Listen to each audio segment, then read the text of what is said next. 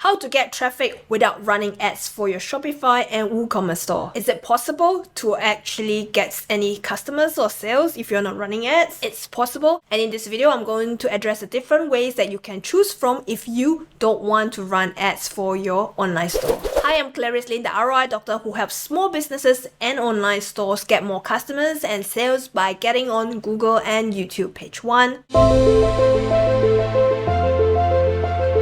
Running ads might not be everyone's cup of tea. It can be complicated, especially if you're doing it yourself and it's the first time that you're running ads. When I'm talking about ads, I'm referring to, for example, running Facebook ads, Instagram ads, maybe even YouTube ads or Google ads. All of this can be very complicated because it's set on such a system that's called like Ads Manager. There are different Ads Manager, different setting interface on the different platforms, so it can get really complicated in terms of how to choose the right audiences, how much should you be spending on, how should you design your ad itself, what should you write on top of your ad, which is called the ad copy, and how can you get those clicks? Like, how does it really work? So it's a learning process. Is a big learning curve for those who are really new to running ads. So if you don't really want to go into running ads and then you are wondering what are the different options, today I'm specifically going to address two different types, which is a paid option for you and the free option, so to speak. And I'm also going to explain exactly, like evaluate and explain to you why, the pros and cons of each different type of methods if you're not running ads, the different options for you, and then you can decide for yourself what would be the best tactic to help you get more traffic for your Shopify or WooCommerce store. The first method is going to be quick. It's going to cost you some money, but you're going to see good results if you choose the right people to work with. Working with influencers.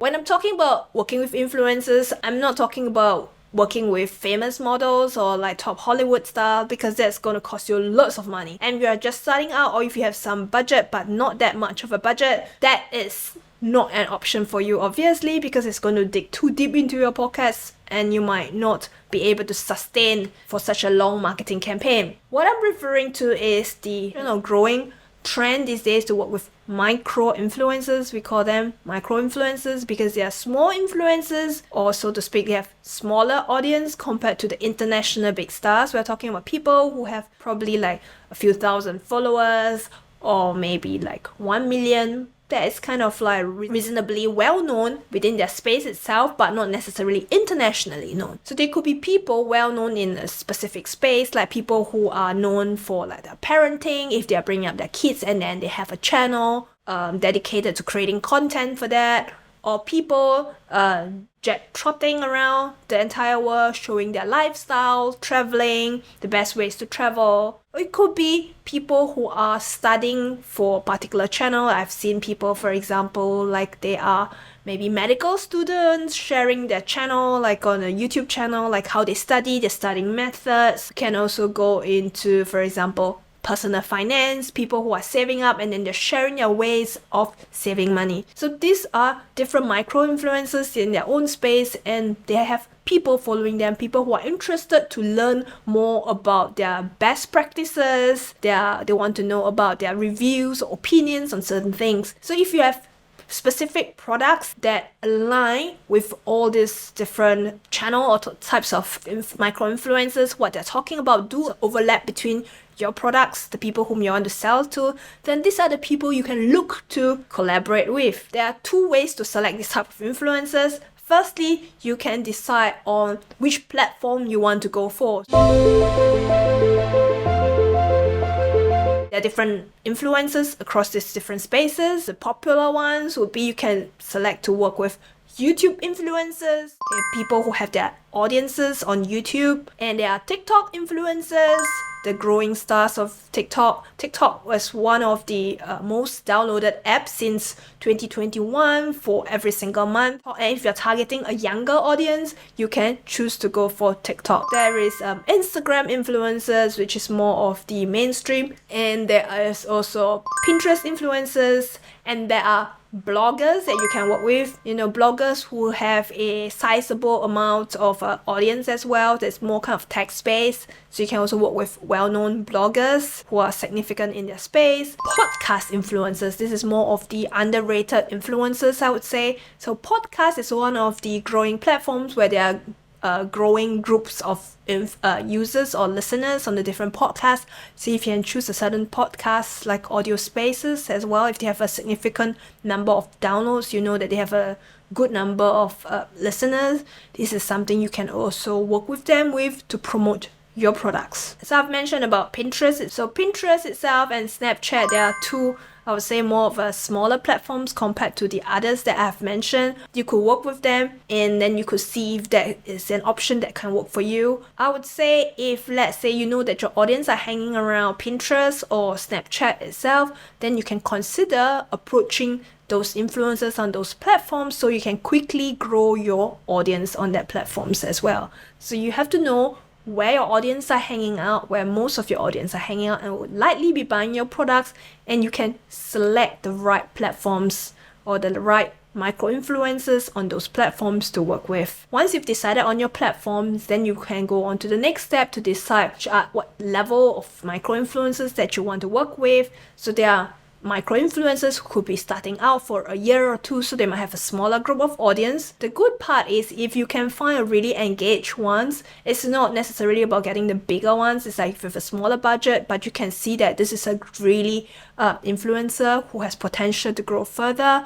So they might be willing to work with you at a lower budget compared to someone who has been an influencer who has been around to 3 to 4 years, 5 years. So they have spent a significant amount of time to grow their audience. So think about it. You might say, yeah, I want to pay very little, or you are reluctant to part of your budget. You have to think about the time and effort that these people, they have taken to grow those engaged people or engaged followers that they have. So you want to tap into your audience, be prepared to fork out a little bit more because they have a larger audience size. If you want to choose to work with the smaller ones with a smaller budget, but you can tell that even though they have a small group of people, but they are really loyal audience that you have with them, then it's also an option to go with. So don't just look at the numbers itself. The number of followers doesn't mean anything. There are also bogus influencers who might have bought followers, I'm afraid, to inflate those numbers. So don't just look at those numbers, also look at the engagement numbers. I've also done one video on how to identify good Instagram influencers to work with and to avoid the scammers. So you can check that video out yourself and you can learn more about it. Check the video out. So I've now broken down for you the type of platforms you can choose from and the type of influencers thereabouts. I hope that gives you a good start on selecting the right influencers to work with. What are the different ways that you can collaborate with these micro influencers? One of the ways that some people would do is to send them one of your product and ask them to try it and then ask them to promote it if they like it. So you're giving them a free product and in return, they will talk about your product in their content. This could be a good way, but not necessarily. This depends on whether the influencer really like your product. So if they were the one who reach out for you and ask for a free product and in return they will promote it on their channel, then that's a good thing. You might have a bit of bargaining power. But if you're the one who says that, hey, I'm going to send you one of your product, can you promote it for me? If they don't necessarily use your product, if they're not like a fan of your product in the first place, you sending them a freebie might not get the most out of your freebie, so to speak, because these influencers, most of them, based on survey results, they prefer to receive monetary returns like real income for themselves rather than a free product that they might not need in their day-to-day. So it's not really helping them. They don't think it's a gain. Yeah, they could talk about it, but they won't put as much effort likely compared to if you were actually paying them. So if you're paying them, it's a real project, and then you can also send your product on top of that if you like. So they will actually do it more seriously. They might give a more serious review, or they might spend more effort to create like more content. So this is something you can arrange with them if they have certain packages. Let's say if they mention you in 3 pieces of content, how much would that cost? For podcast episodes, you can say I can sponsor for 5 of your podcast episodes. Like how much would that cost if you mention, or if you create an advert like copy which they can talk about during their podcast. This podcast episode was sponsored by XX, this product, I've used it and blah blah. So they can talk about that. So you can create content around that. or like YouTube channel as well. Or the other method is if they have certain episodes for review of certain products, so they invite product owners to their channel itself and do like an interview. So they interview you as the product owner or store owner itself. So that could also be an alternative way of promoting your product. So it could be creating content, it could be a special review episode, or they could invite you onto their channel to talk about it. Basically, they're endorsing your products, giving you a thumbs up, getting their audience to check your products out. Most of the time, if the audience of your products has a strong overlap or large overlap with their audience itself, so this may mean sending a lot of traffic to your store itself, getting more of these people to your store.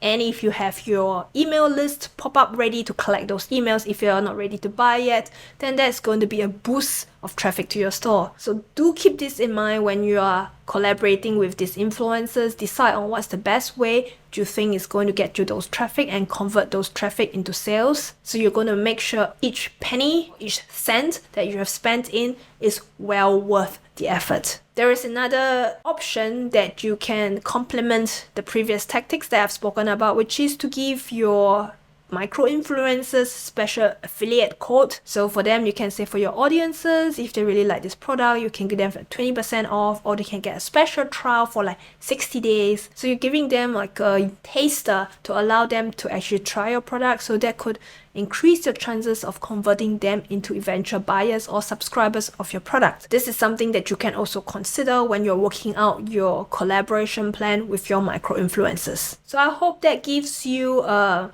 good foundation or questions to think about before you approach your influencers. Don't just go to them and blindly be led by them. Think about the different ways that you can collaborate with them. You can also check out some of these influencers. They might have a media package already, so you can do your little research to find out how much would that cost. So you can ask for some quotation if you have a number of influencers in mind, so you can choose the best ones to work with. And remember to choose your influencers wisely so you can get the best return of investments for your collaboration efforts. Method number 2 is looking for PR companies.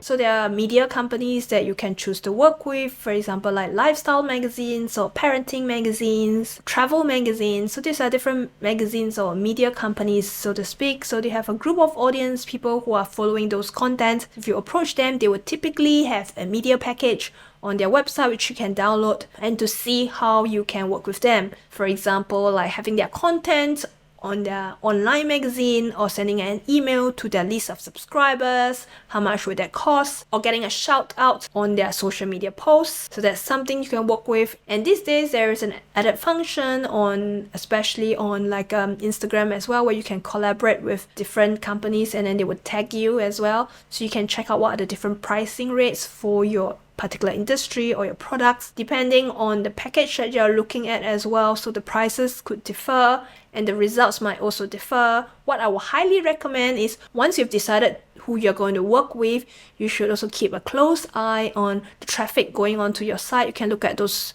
Shopify store reports and WooCommerce as well. If you have Google Analytics installed, you can look at what's the store traffic to your site and how is that converting eventually into subscribers or turning into buyers. So this is another video that I've created right here. Do check it out. What are the practical questions that a Shopify store owner should be asking, and what are the reports you can look at to identify the best investment for your marketing dollar. I want to highlight, if you haven't done your marketing budget for the year, you don't really know how much you want to spend on, which is a feasible practical amount. I have another video right here which shows you how you can plan for your marketing budget. Check this video out here. Now we have explored the 2 paid options. The next thing I want to go into is the free options. Free option number 1 is Google. Is your store found on Google search, found on Google image search, found on Google shopping? If you're not, then this is where you need to get everything all set up. It's free, so to speak. It just requires you yourself to set it up, or you can hire someone to work with. If you need help with getting your store discoverable on Google, you can check out my services right in the description and pinned comments. I help Shopify and WooCommerce store owners to do that so they can focus on growing their own business rather than worry about all the technicalities of setting it up. Getting found on Google is very critical because Google is the #1 search engine for most search users, and people typically use search engine like Google itself because they want to buy to solve a problem. They have something that they need that they want to buy, so they will typically turn to Google. So if your store can be found there on Google search results or on Google Shopping itself, then it's an advantage for you. And there are different tools which you need to set up, which is the Google Search Console tool, and you need to set up your Google Merchant Center and your Google AdWords. So if you want to do it yourself and set up Google Search Console, you can check out my video right here. Check out the video. So I'll show you with a step-by-step screenshots on how you can set up on Google Search, as well as to get your products discoverable on the Google Shopping tab itself, which is a growing channel. Google is going head to head with Amazon for the e-commerce space. So you want to get your products shown on Google Shopping. It's for free. I mean, of course, you can also choose to run Google Ads, but in this video, as we said, we're not going to talk about running ads. So just getting your products listed on Google Shopping, you need to set up your Google Merchant and your AdWords account. If you want to learn how to do it, this is my other video right here, which you can check it out. Check out yourself to get it all set up. All of this is going to take a while, a few weeks. If your product doesn't adhere to the advertising guidelines, then your products might not be approved immediately, so it might take a while. So in best case instances, within a few weeks, 2 to 3 weeks, you should get all of this sorted out. Google Search Console, that could be easily done. Your products can easily be found. However, for Google Merchant Center, there are many store owners who are facing challenges to get the products listed for free, and their accounts get disapproved or suspended by Google due to certain issues. So that could take a bit of time to resolve those issues. So if you want to get your store quickly approved, I've also created a video about the 6 Shopify store pages that you should create that's going to increase your chances of getting approval. You can check that video out. For WooCommerce store owners, don't worry. Okay, if you watch that video, it will also tell you exactly these are the pages that you can create itself, as well as similar page itself on your WordPress site. So you can go ahead to watch that as well. If you've missed all these links are also found down in the description itself. So you can check that out to help you get listed on Google for free. So these are the key tools that your online store should have or be connected to. So make sure you have all those set up. Once you have all these tools set up, great. And then you're wondering, if I set all of this up, will my store be found on page 1? I'm afraid that's not suddenly that's going to happen. So you will be found on search, but it will take a while before your store or your products slowly move to page 1, depending on your industry as well. I've mentioned many times in my video as well, if you have less competition, then the chances of you getting ranked sooner or on the top of the search results, the chances are higher. But if you have really strong competition in your space and there are specific keywords that many of your competitors are also ranking for, then that's going to take you a longer time for your products to be listed. So that depends a lot on your space. Having said that, there are also certain things that you can do as a Shopify or WooCommerce store owner to help you improve your chances of getting ranked. That is one of the things you want to be doing, is to build up your brand. What do I mean by building up your brand? It means that you are getting your brand name out to more people will know about your product. They will find that your products are really good. They want to invite their friends. They will tell their friends to buy your products. So you're kind of growing a brand name, growing your audience, becoming more well known, and slowly becoming the #1 product that people would choose to buy if they have a need for it. So this is something that takes time. In the earlier examples, there are paid examples, and you're going to get more instant traffic, and likely sales might turn around more quickly for that. For getting ranked on Google, that will take a few weeks. So that's something that will take a while for you to see some results in terms of that. Building your audience, that's going to also take even a longer time than getting ranked on Google. You will need a strategy, which is usually like a social media strategy. That is, you build up a presence on 1 or 2 social media platforms of your choice that you know your audience are going to hang out there. So you want to actually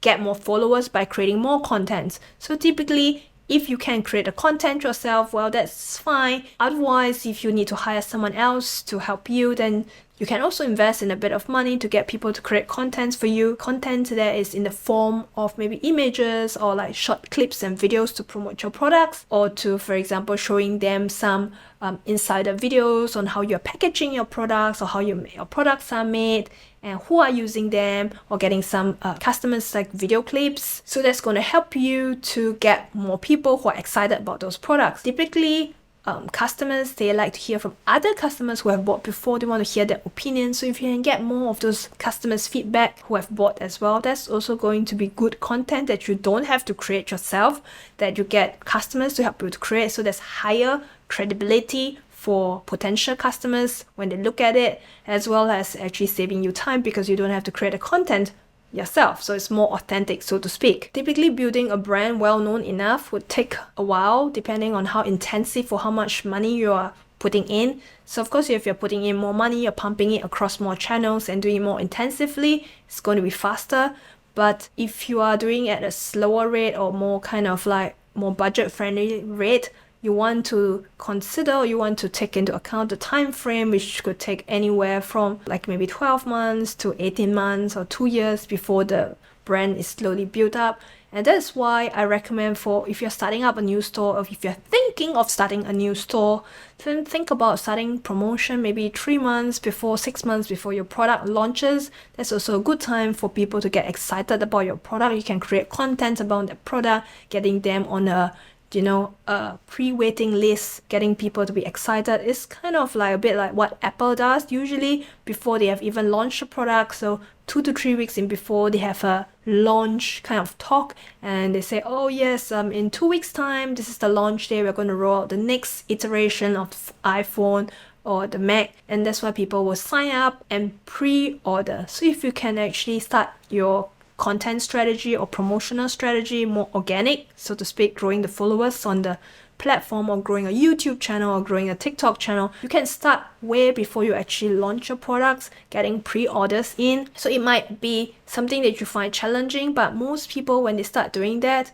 it's actually helping you to gain the traction. I would say you can entice this group of people by giving them like a discount to say, if you sign up beforehand, you get like a 50% off or like a 20% off. So you start people talking about this product. So even though you might say 50% off, isn't that too much? You have to think about it. Your product is not out yet. You want people to pre-support you before that. So that's the marketing investment that you are putting in beforehand, so to speak, to get this group of people. So that means once your product is launched, you also have a group of people who have also prepaid for this product. And think about that, they're going to talk about your product. So with this extra group of people talking about your product, that's going to maximize your effort to get even more customers when your product gets on the market. Think about that strategy. Most people don't do that because this is a tactic that's usually people who are more well versed in marketing, they will do that. Most software, they do that. Kickstarter is one of these examples. There's some of the products who need a bit of significant money to manufacturing costs before that. So they go on a Kickstarter program. So Kickstarter program people to pre-order to support them. So they create marketing materials like videos or blog posts, so to speak,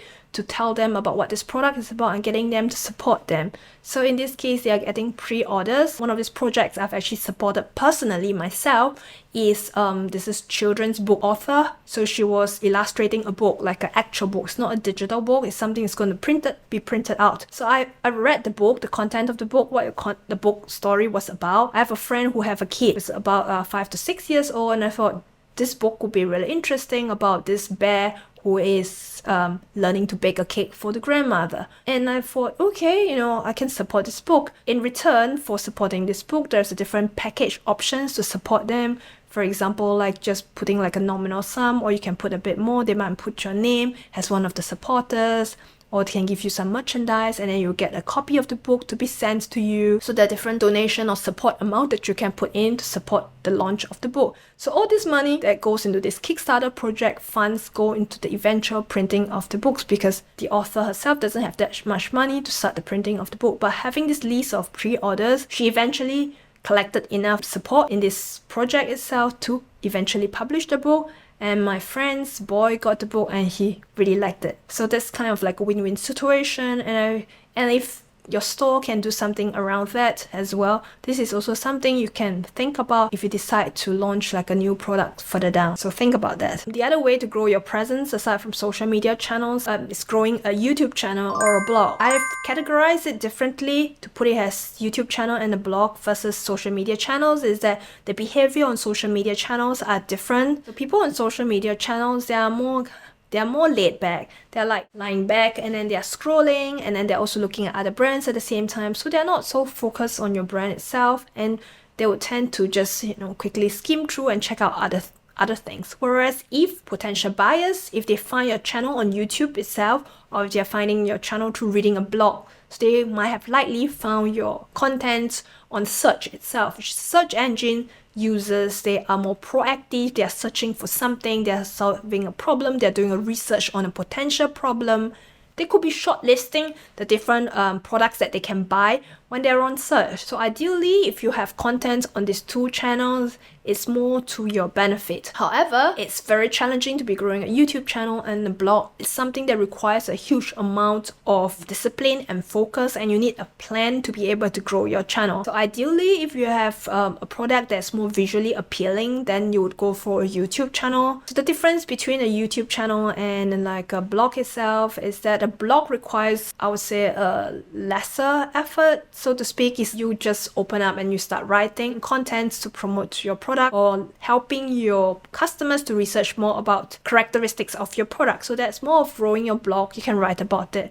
Whereas on growing a YouTube channel, it also requires expertise around recording, uploading. Maybe you feel uncomfortable to be in front of the camera. If you're doing it yourself, if you have a larger budget, then you can hire someone like a videographer to help you to record the videos in bulk, and then you can upload to your channel if you have deeper pockets. So that was something like growing a YouTube channel would be something that I would highly recommend over a blog. If you can have both, awesome, that's good for you. But if you had to choose something, I would say to go for growing a YouTube channel rather than a blog. However, if you're really against doing the YouTube channel, or you feel you're not ready yet, maybe you can start with a blog post as well. So a couple of blog posts that's going to help you grow, but don't expect instantaneous results. It's not something like you push out one video, or if you push out one blog post, you're going to see results next week. If you grow either a blog or a YouTube channel successfully, these are marketing assets for you that's going to grow in value over time. So the initial time and investment and effort rather high, but once you reach a certain momentum, you get used to pushing out your content on a weekly basis, then that's something that's going to help your brand grow really quickly in the long run. You'll be able to see these results, like let's say 18 months or more. You'll realize pushing out that blog post is not that difficult. Publishing one video per week is like peanuts to you. So everything just comes more smoothly, and then when you're getting more traction, getting more viewers, or getting more watch time, gradually then YouTube's going to promote your content to more people, and that's going to help accelerate the growth of both your marketing assets, and you're getting more traffic from people who are searching on Google or YouTube. If you need help specifically on how to grow a YouTube channel for your store, if you need a strategy or blogging strategy, let me know. Check out my services page in the description and pinned comments below. I help Shopify and WooCommerce store owners to grow their own marketing assets as well. It's long-term investment over a long time. If you're in for the long game, if you're really serious about growing your audience and growing like a pool of potential buyers for your store, then that's something you want to invest in over time, because this is a results you're going to see further down the road. And in the long run, the costs of creating these contents versus you're going to get more sales, that's going to offset the cost of investing in those marketing assets which you put in at first. As is of all things, investing in growing channels like this, it's like running a marathon. It's something that takes time for you to see the results. You can't see instantaneous results, and don't ever expect to see instantaneous results, because it's totally unrealistic. And think about it. If it was so easy, if it was that straightforward, everyone else around you would have done that long time ago. Everyone would have done exactly the same thing as you have done. The reason it is it's not easy, and people do give up easily after that because they don't see that initial traction.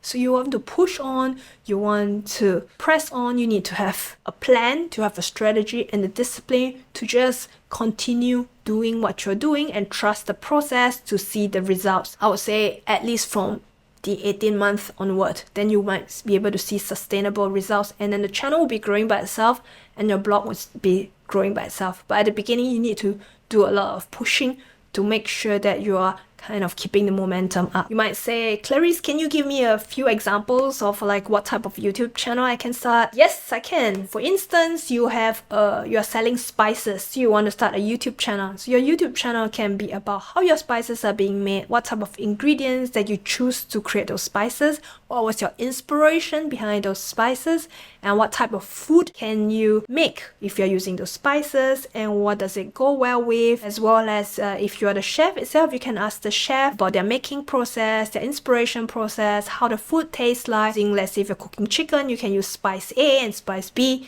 and then you can get your taster as a guest come on your show to say, oh, how does it taste like? Why is it different? Why is it nicer? So these are different content that's going to help people who are interested about food, wanting to do about spices, to help them get excited about your spices and want to buy different spices of yours. So that's a YouTube channel you can start. Example number 2, let's say if you have like a swimwear store, could you start a YouTube channel?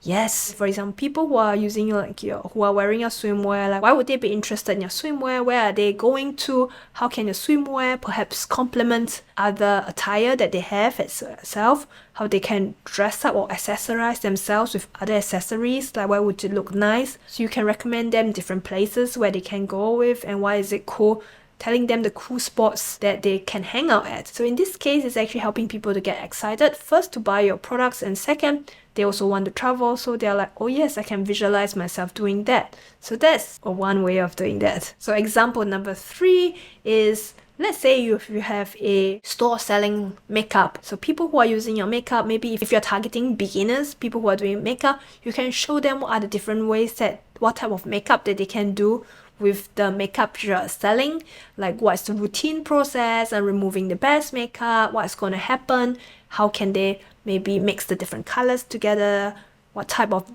daytime makeup that they can do, or nighttime makeup, how would they do that with your makeup itself. And also perhaps even like experimenting with your makeup with like other brand makeups, like what is the difference, can they see the difference, why is it better. If you have like customers who have bought, you can invite them to your show, they can talk about your makeup. So there are different content ideas that you can create for your YouTube channel, and that's how it's going to help you to grow more audience, people who want to know more about your products and why they would choose to buy your products over another brand. If you're looking for a YouTube strategy to grow your store as well, then check out my services page to learn how you can work with me. Next thing I want to talk about is listing your products on marketplaces.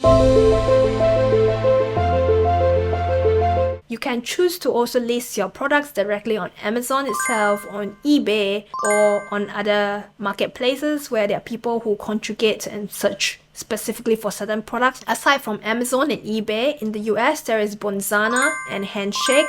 There is also Ojo for Germany, and there is also Mercado Libre in Latin America. There are different platforms specific to maybe different countries or different regions, so you can search out for that and see if it's worthwhile putting your products on those different marketplaces. I would say there are 2 drawbacks to choosing those platforms is that usually they will charge for sale per listing. So you want to see if that's profitable for you in the long run, because the cost of having your products listed there is not going to go down over the long run. Whereas for building up your YouTube channel or like listing on Google, all of those of the investment time or monetary cost is going to go down over time, because it's just like a one-time thing. So if you just continue doing the same thing, then that's not going to incur additional costs. In contrast, the cost is going to be less significant compared to the sale number, which is going up.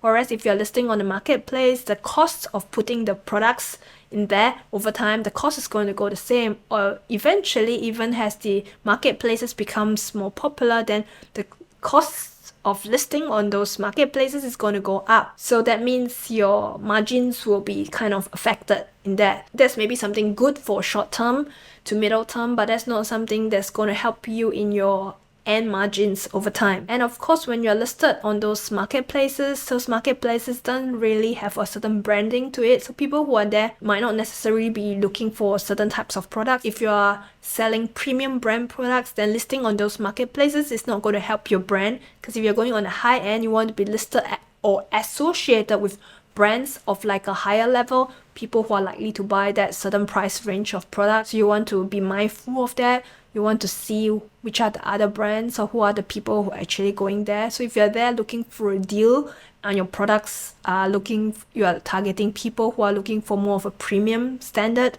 using premium products, then maybe the marketplace might not be the right place for your products. So don't rush into this marketplace and start listing your products all over the place, because that could also affect your brand value as well. Okay, so there's another option that you can go with that's not marketplaces. You can choose to work with big retailers. For example, in the UK, you can choose to work with like Harrods, the big retailers, where they have a collection of all the premium companies who are selling premium products similar to yourself. So if you're associated with those bigger brands, or let's say like Selfridges in the UK, so these are examples where they have like big retail brands. So you want your products to be sold to them on wholesale. If you can promote your products to them and they allow your products to be listed with them, so there's an alternative method as well to be offline listed in those stores. If you only have an online store, you don't have like a physical presence yourself, having your brand presence or physical presence in those retailers could also be a good exposure. So you want to measure the pros and cons about having your products in a physical location. And of course, if you really have your products at that physical location, you can tell your online audience or tell your audiences on social media and other platforms, saying, hey, we are now listed on this XX retailer, you can check that out, you can have your hands on and you can decide if you want to buy. So this is an alternative option you can explore as well if you don't want to run ads. Now that we have covered all the options that you can also go for if you don't want to run ads, what you need to do next is to sit down and decide how you want to promote your store. Think about the short term and think about the medium term and think about the long term, how much money you're putting in versus the long-term gain, how you want to grow your own brand so your marketing costs can go down as well. Once your brand value goes up, you don't have to even reach out to influencers. They will reach out to you and want to collaborate with you because they see you as of something that's going to help grow their audience, and they would enjoy promoting your products as well. So it's over time, growing your own brand also has its appeal. It's just that it takes a lot more work and time before you see the results. And if you enjoyed this video and found it useful, don't forget to give a thumbs up, subscribe to my channel and hit the notification bell so you don't miss future videos on how to get more customers and sales by getting on Google and YouTube page 1. I'm Clarice Lin, ROI Doctor signing off. I'll see you in the next video. Bye.